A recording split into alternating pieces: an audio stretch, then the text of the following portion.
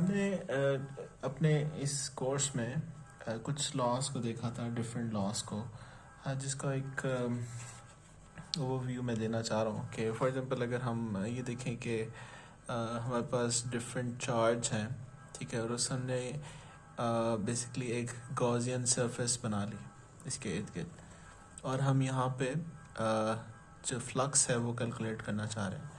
तो उसको हम बेसिकली गॉस लॉ की फॉर्म में देखते थे, जो कि इंडिकेट करता है कि जो फ्लक्स है ई डॉट डी ए या ई डॉट डी एस वो इक्वल है चार्ज इनक्लोज्ड के और एप्सिलॉन नॉट। इसी तरीके से अगर मैं इसको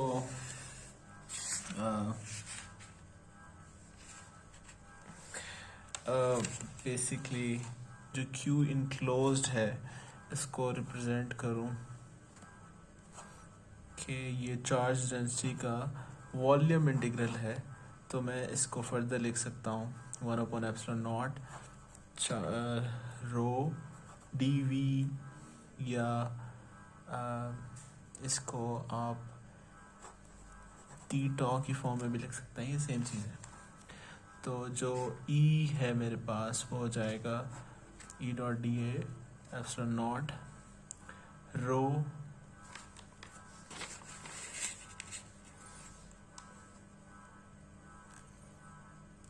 ठीक है डी वी के। और यहाँ पे अगर हम डाइवर्जेंस थ्योरम अप्लाई कर दें तो ये जो सरफेस इंटीग्रल है, ये वॉल्यूम इंटीग्रल में मैं इसको डेल डॉट ई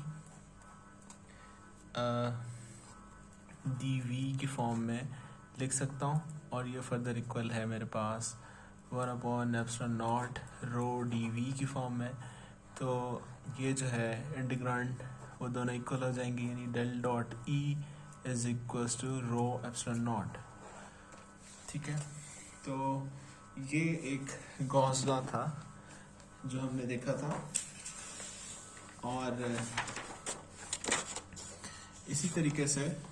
हमने बेसिकली ये देखा था कि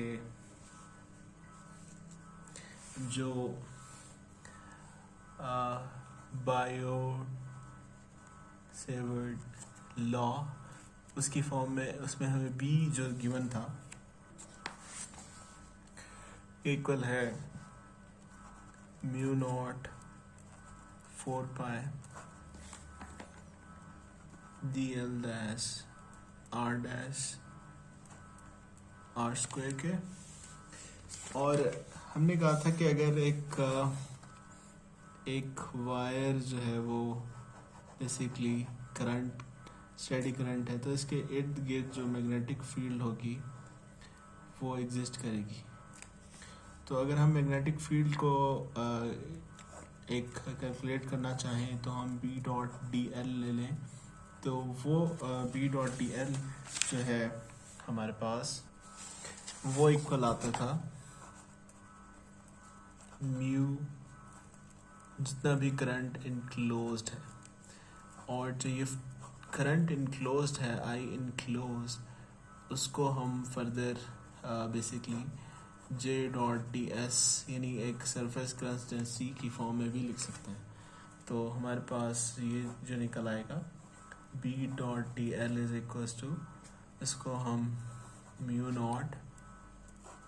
जे डॉट डी एस की फॉर्म में भी लिख सकते हैं। इस तरीके से अगर हम स्टोक्स थ्योरम इस पे जब अप्लाई करते थे तो यानी ये जो लाइन इंटीग्रल है इसको हम बेसिकली एक surface integral curl of B के सरफेस इंटीग्रल से रिप्लेस कर सकते हैं, जो कि फर्दर बता रहा है कि mu naught del dot D S के इक्वल। अब ये जो कि इंटीग्रांड्स इक्वल हैं तो फर्दर ये आ जाएगा डेल बी जे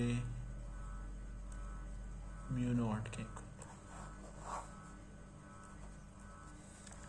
इसी तरीके से हमने ये देखा था कि जब हम इसका डॉट प्रोडक्ट लेते थे डेल डॉट बी का, वो भी इक्वल है 0 के। इसको आप इस तरीके से भी दे सकते हैं। बेसिकली आप क्या बेसिकली जो इसका जब हम कर लेते थे, सॉरी डाइवर्जेंस लेते थे, और डाइवर्जेंस बेसिकली फ्लक्स को इंडिकेट कर रहा है, तो डेल डॉट बी जो है वो जीरो के इक्वल है। इसको इस तरीके से भी कह सकते हैं कि जो मैग्नेटिक अगर हम एक मैग्नेटिक को के इर्द गिर्द एक गॉसियन सरफेस बनाएं, ठीक है, और हम बेसिकली यहाँ पे देख रहे हैं कि फ्लक्स कितना जो है वो बाहर जा रहा है। तो अगर आप इसको देखें कि फ्लक्स मैग्नेटिक फील्ड जो है वो एन से शुरू होकर एस पर टर्मिनेट होती है, तो जितनी भी मैग्नेटिक फील्ड यहाँ से जा रही हैं उतनी ही वापस इधर आ रही हैं। तो जब नेट आप कैलकुलेट करेंगे, यानी B dot D A calculate करेंगे, तो वो इक्वल टू ज़ीरो ही होगा। तो basically del dot B is equal to zero ही होगा, क्योंकि ये आप एक किस्म का चार्ज यहाँ पे नहीं रख सकते। जब हम गॉस लॉ अप्लाई करते हैं इलेक्ट्रिक फील्ड के लिए, उसमें एक किस्म का चार्ज होता है प्लस, तो वो या तो एक सोर्स होती है जिसमें फ्लक्स जा रहा होता है या आ रहा होता है, लेकिन इसमें जितना जा रहा है उतना वापस आ रहा है एनआरएस में, तो इस केस में डेल डॉट बी जो है वो ज़ीरो के इक्वल होता था। इसी तरीके से हमने अभी जो इंडक्टेंस देखी थी उसमें हमने ये देखा था कि हमारे पास जो ईएमएफ है वो इक्वल होती है ई डॉट डी एल के, या फिर हमने कहा था कि ये इक्वल होती है minus further D of phi D of T के, जो कि फर्दर इक्वल होती है time rate of change of dot D A के। तो इसको अगर हम देखें तो ये इक्वल है E dot D L minus B T dot D A, ठीक है। और अगर हम इस पर स्टोक्स थ्योरम अप्लाई करें तो इसको हम लिख सकते हैं del cross E dot D A is equals to B dot T dot D A. तो ये चीज़ जो है फर्दर आ जाएगी del cross E is equals to minus B dot del T. तो अभी तक हमने बेसिकली जो तीन इक्वेशन जो चार इक्वेशंस देखी हैं वो ये है कि एक तो गॉस लॉ, और इसको बेसिकली हमने फैराडे लॉ कहा था, फैराडेज लॉ। ये बेसिकली जब मैग्नेटिक फील्ड को हमने ये कहा था कि जो change in magnetic field induce electric field, तो ये हमने फैराडेज लॉ जो है वो उस तरीके से देखा। तो एक गॉस लॉ हमने सबसे पहले देखा कि जो ई डॉट डी ए है वो इक्वल है हमारे पास चार्ज इनक्लोज्ड के, और इसकी एक फॉर्म हमने ये देखी कि del dot D E is equals to rho epsilon naught, rho upon epsilon naught. इसी तरीके से हमने ये देखा कि जो अगर हम बी डॉट डी ए करें वो इक्वल टू ज़ीरो है, और बी डेल डॉट बी जो है वो भी इक्वल टू ज़ीरो है। इस तरीके से जो ई डॉट, ये बेसिकली जो फैराडेज लॉ है बी डॉट डी एल वो इक्वल है further B T dot D A, या फिर del cross E is equals to time rate of change of magnetic field. और इस तरीके से जो एम्पियर्स लॉ हमने देखा था वो ये था कि बी डॉट टी एल अगर हम लें तो वो इक्वल है म्यू आई इनक्लोज्ड के, या फिर del cross B is equals to mu naught J के। ये जो ये जो चार इक्वेशनें हैं बेसिकली ये मैक्सवेल की इक्वेशनें भी कहलाती हैं, लेकिन ये एग्जैक्ट नहीं है। एम्पेयर्स लॉ अभी इनकम्प्लीट है, लेकिन ये जो चार इक्वेशंस हैं ये मैक्सवेल की इक्वेशंस हैं। इसमें अगर हम फर्दर एम्पेयर्स लॉ को देखें तो उससे पहले हम ये देखते हैं कि हमने एक आइडेंटिटी देखी थी कि अगर हम दो आइडेंटिटीज देखी थी, अगर डेल क्रॉस वी लें, यानी एक वेक्टर एक स्केलर का पोटेंशियल ग्रेडियंट लें और उसका अगर हम वो लें तो इक्वल टू 0 होगा, ठीक है। और इसी तरीके से हमने ये कहा था कि अगर हम एक वेक्टर पोटेंशियल का कर्ल लेके उसके साथ डॉट करें तो वो भी फर्दर 0 के इक्वल होगा। ये दो आइडेंटिटीज हमने देखी थी जब हम वेक्टर कैलकुलस को पढ़ रहे थे। तो इसी तरीके से अगर हम ये देखें कि हमारे पास बेसिकली ये दो फील्ड्स हैं, ये डेल क्रॉस इसकी फॉर्म में है, अगर हमें इनका डॉट ये डाइवर्जेंस लो, यानी डेल क्रॉस ई का मैं आगे फर्दर डाइवर्जेंस लूँ दोनों साइड पे, तो मैं इसको इस तरीके से लिख सकता हूँ del dot B minus time rate of change of magnetic field, ठीक है। Del dot B del cross E, ठीक है। और इसको मैं इस तरह लिख सकता हूँ डेल डॉट बी के, लेकिन हमें पता है कि डेल डॉट बी जो है वो 0 के इक्वल होता है, तो ये 0 के इक्वल हो जाएगा। और ये देखें कि ये भी हमने कहा था कि अगर एक इसका जो कर्ल होगा, कर्ल का अगर हम डाइवर्जेंस लेंगे तो वो भी 0 के इक्वल हो जाएगा। तो ये इक्वेशन आप देखें कि del cross E is equal to 0 के इक्वल है, यानी अगर हम लेकिन इसी तरीके से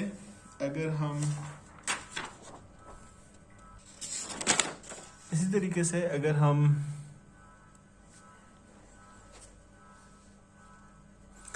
डेल क्रॉस बी जो है उसको देखें, जो म्यू नॉट जे के इक्वल है, ठीक है, और उसका अगर हम डेल डॉट लें तो वो इक्वल है del dot B is equal to mu naught del dot J के। तो ये चीज़ 0 के इक्वल नहीं आती।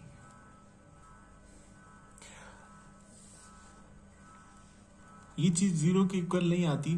तो इस वजह से बेसिकली जो एम्पेयर्स लॉ है वो इनकम्प्लीट है, यानी हमें यहाँ पे ऐसी टर्म्स लिखनी होंगी जिसकी वजह से हमारा जो ये del dot del cross B है वो 0 के इक्वल आ जाए, जैसे कि ये फेराडेज के लॉ में हमने देखा था, ठीक है। और उसको देखने के लिए बेसिकली अगर हम ये देखें कि जो डेल क्रॉस बी है वो म्यू नॉट जे के इक्वल है, तो एक टर्म फर्दर मैक्सवेल्स ने ऐड की थी जो कि basically mu naught E not del E T के इक्वल थी, जिसको हम कहते हैं कि ये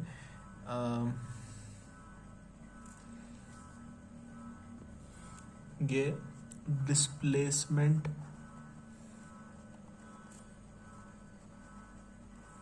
करंट है,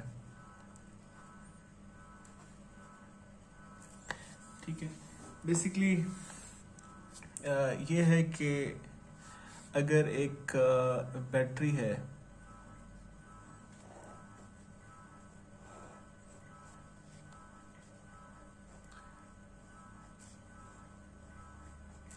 ठीक है,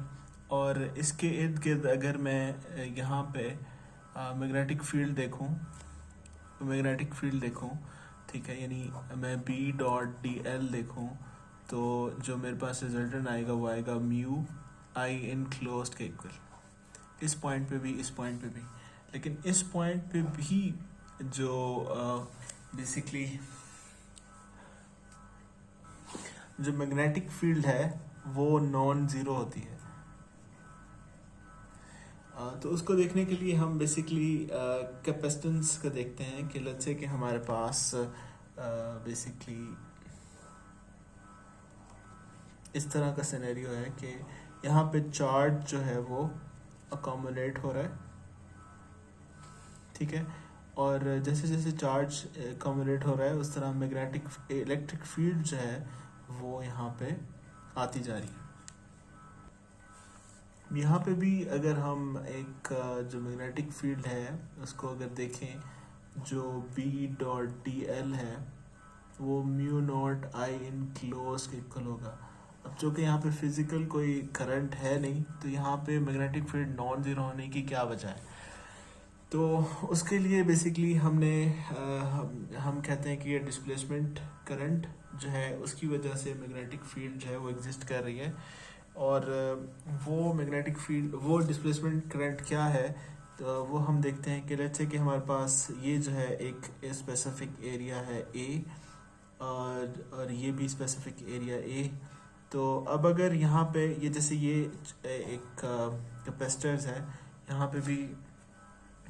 एक हमारे पास एक कैपेसिटर है, plus minus plus minus plus minus, और यहाँ पे इन दोनों के दरमियान इलेक्ट्रिक फील्ड एग्जिस्ट करती है। और मैं ये चाह रहा हूँ कि यहाँ पे एक चार्ज है Q, उसको मैं इलेक्ट्रिक फील्ड के अगेंस्ट वर्क करके यहाँ पे लेके जाना चाह रहा हूँ। तो जो मैंने वर्क किया है, ठीक है, वो F.d है, ठीक है। और यहाँ पे जो फोर्स है वो किसके इक्वल है? वो इक्वल है जितनी भी इलेक्ट्रिक फील्ड है, ठीक है। तो उसको मैं कह रहा हूँ कि बेसिकली QE के इक्वल है .d। और इसी तरीके से हमारे पास जो ये जो फील्ड है वो स्टोर हो जाएगी एज अ पोटेंशियल। तो उसको मैं कह रहा हूँ कि पोटेंशियल जो होता है वो होता है further work divided by work per unit, work done on per unit charge. तो ये हमारे पास हो जाता है ED के इक्वल, ठीक है। इसी तरीके से जो कैपेसिटेंस है C,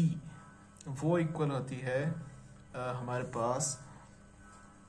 QV के।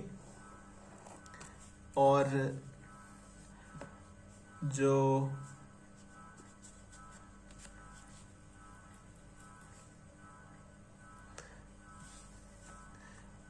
C ऑल्सो जो है इक्वल होती है हमारे पास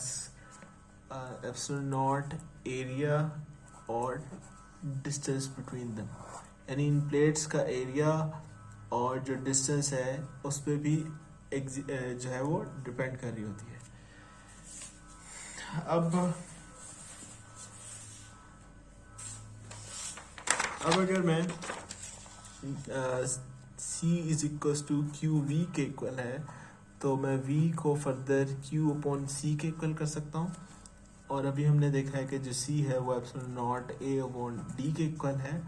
तो जो V है उसको मैं फर्दर लिख सकता हूँ कि ये इक्वल है Q एप्सिलॉन नॉट A के इक्वल, और यहाँ पे D डिवाइड होगा तो ये फर्दर हो जाएगा QD is equal to epsilon naught A के इक्वल। तो इसी तरीके से हमने ये भी देखा था कि जो V है वो इक्वल होता है omega by work done per unit charge, और वो फर्दर है ED के इक्वल। यहाँ से हम E जो है वो निकाल सकते हैं V अपॉन D, ठीक है। और हमने अभी देखा है कि V जो है वो इक्वल है QD upon epsilon naught A। और यहाँ से हमारे पास जो E निकल आएगा वो निकल आएगा QE बाय A।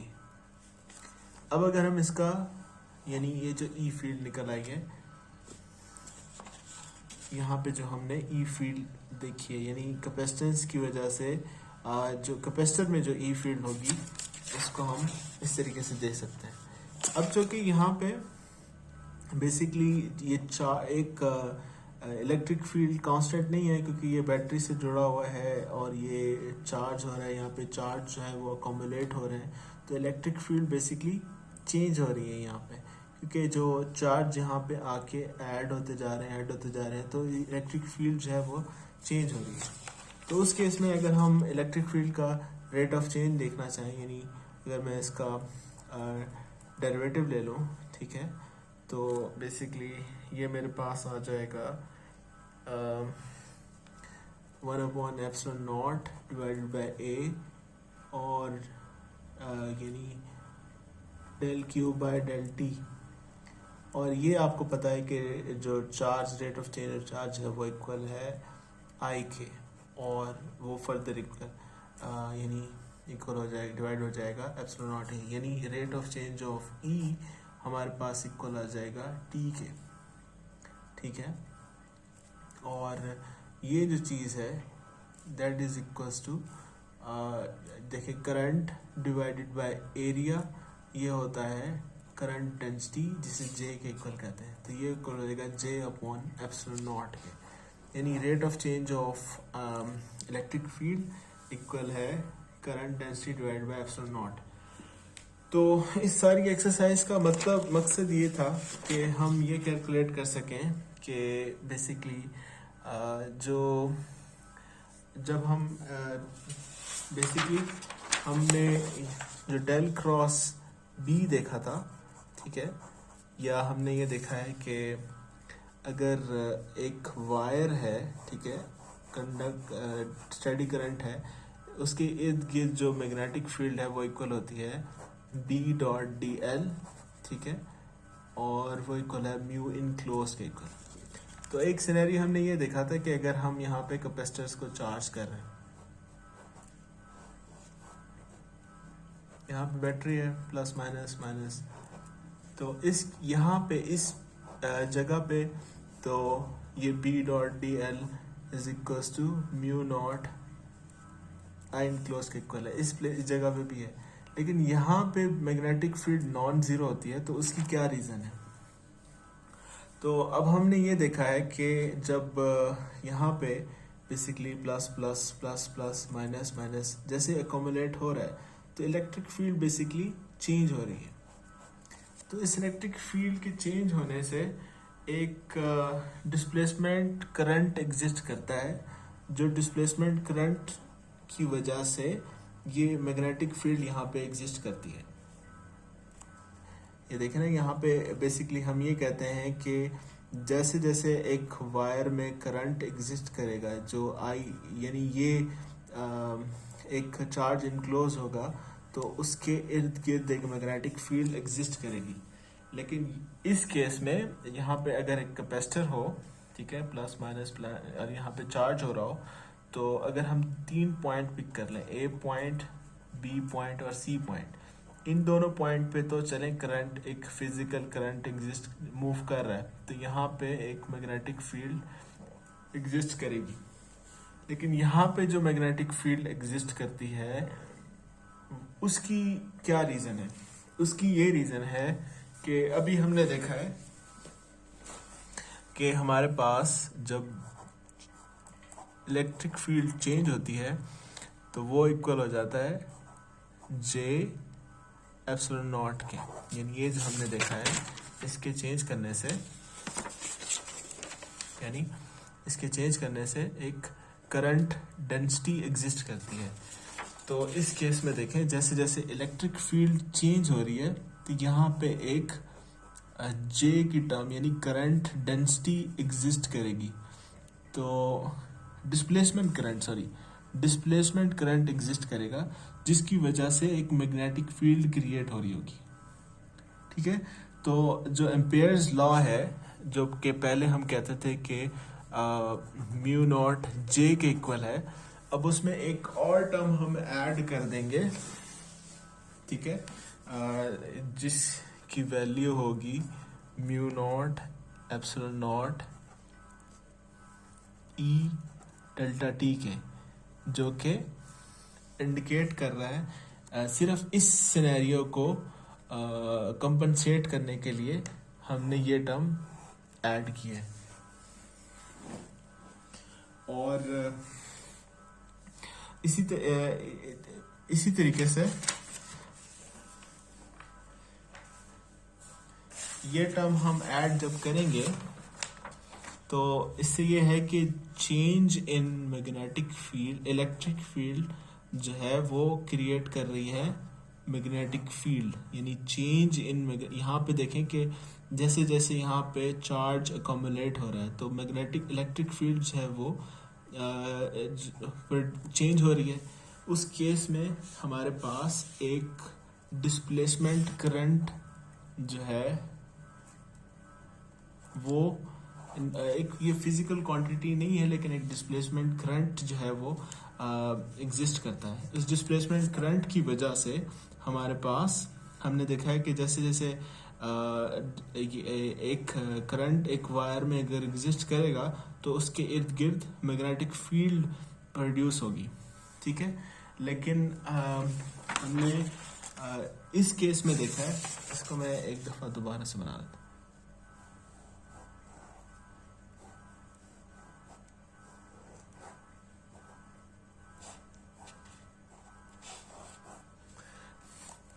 ठीक है, हमें यह पता है कि एम्पेयर्स लॉ से कि अगर एक स्टेडी करंट यहाँ पे एग्जिस्ट कर रहा हो तो उसके इर्द गिर्द एक मैग्नेटिक फील्ड जो है वो एग्जिस्ट करती है। तो उसको हमने कहा था कि ये होता है B dot D L is equals to mu enclosed के, ठीक है। तो कुछ सिनेरियोज ऐसे होते हैं जिसमें मैग्नेटिक फील्ड एग्जिस्ट कर रही होती है लेकिन कोई करंट नहीं होता। तो उस केस में हमने कहा है कि वो कौन सा केस है कि जब यहाँ पे एक कैपेसिटर हो, ठीक है, तो और जैसे जैसे कैपेसिटर चेंज हो रहा है, इलेक्ट्रिक फील्ड चेंज हो रही है, चेंज इन इलेक्ट्रिक फील्ड से हमने देखा है कि हमारे पास एक डिस्प्लेसमेंट करंट एग्जिस्ट करता है जो कि फर्दर एक मैग्नेटिक फील्ड बना रहा है, ठीक है। तो अब हमने जो हमारे पास एम्पेयर्स लॉ था जो शुरू में एग्जिस्ट कर रहा था, डेल क्रॉस आई, उसको sorry del cross B mu naught J के, तो एक टर्म मिसिंग थी जो कि इस केस की वजह से हम ऐड कर सकते हैं, जो कि डिस्प्लेसमेंट करंट की फॉर्म में है, उसको हम इस तरीके से लिख सकते हैं। अब हमने ये चीज़ एक आर्गुमेंट दिया था कि हमारे पास जो del dot del cross B को ज़ीरो होना चाहिए। तो अब अगर हम देखें तो इस केस में भी जो अगर हम इसका इसी केस में अब अगर जो डाइवर्जेंस लेंगे यानी del dot del cross B लेंगे, ठीक है, तो वो इक्वल होगा म्यू नॉट, ठीक है, डॉट जे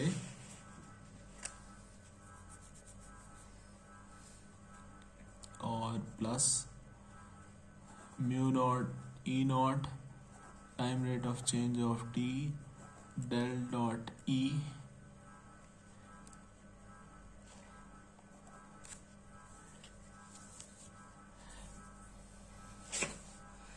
ये जो कि इक्वल होता है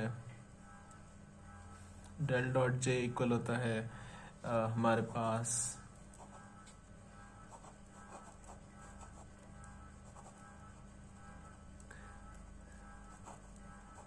negative rate of charge density, तो इसको हम लिख सकते हैं माइनस म्यू नॉट, और यहाँ पे जो डेल डॉट ई है वो इक्वल है रो अपॉन एप्सिलॉन नॉट, तो ये इक्वल हो जाएगा mu into time rate of rho change, और यहाँ पे डिवाइडेड बाय एप्सिलॉन नॉट, और यहाँ पे जो एप्सिलॉन नॉट है वो कैंसिल हो जाएगा, तो ये एक प्लस में है, और यहाँ पे भी ये टर्म आ जाएगी एक प्लस में एक नेगेटिव में, तो ये टर्म ज़ीरो हो जाएगी। यानी अब जो del dot del cross B है वो भी ज़ीरो हो जाएगा इस टर्म के ऐड करने से। तो दो हमने आर्गुमेंट दिए थे कि हमारे पास जो डेल डॉट डेल क्रॉस ई है वो भी ज़ीरो है अब, लेकिन डेल क्रॉस बी जो है वो ज़ीरो नहीं होना चाहिए। ये डेल क्रॉस बी जो है वो ज़ीरो नहीं हो रहा, लेकिन जब हम डिस्प्लेसमेंट करंट इसमें ऐड कर देते हैं तो वो ज़ीरो होना शुरू हो जाता है। और इसकी फिज़िकल रीज़न ये थी कि इन केस ऑफ कैपेसिटर यहाँ पे एक डिस्प्लेसमेंट करंट एग्जिस्ट करता है जिसके अराउंड एक मैग्नेटिक फील्ड एग्जिस्ट करती है। तो उसको ऐड करने के लिए हम ये टर्म जो है वो एम्पेयर्स लॉ में ऐड करते हैं। तो इसके साथ ही हमारी जो मैक्सवेल इक्वेशन है उनको हम जो कंप्लीट फॉर्म में इस तरीके से लिख सकते हैं कि del dot E is equals to epsilon naught rho, del dot B is equals to 0, del cross E is equals to B minus, और del cross B is equals to mu naught J plus mu naught A naught epsilon naught time rate of change of T। ये basically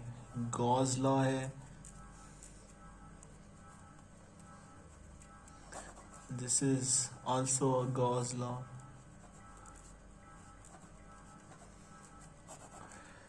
और this is called Faraday's law, और ये है Ampere's plus